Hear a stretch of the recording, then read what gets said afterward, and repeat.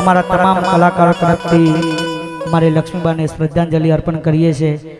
બોલીએ રામદેવી મહારાજ કી જય। એક લાઈન ગાવાનો દ્વારકાધીશ।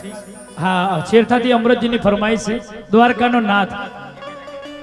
હા, કાનુડા તારી મોરલી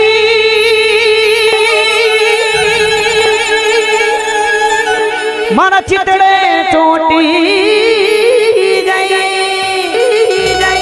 સુતા જગડ્યા કોના બાળને મારી લીધ રૂવે